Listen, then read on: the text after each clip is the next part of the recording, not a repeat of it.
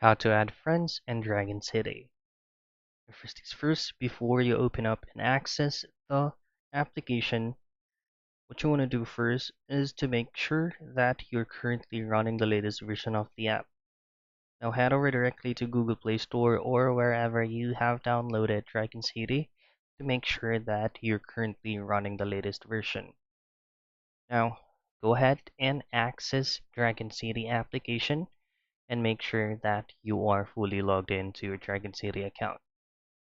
Now, the only options for you to be able to add friends is to make sure that your account is linked to either linked to Facebook or any available platforms that Dragon City is supporting. Now, at the lower left portion of your screen, you should be able to see social. Simply tap on that. Now, under social, you should be able to see friends. So you just have to tap on here we go.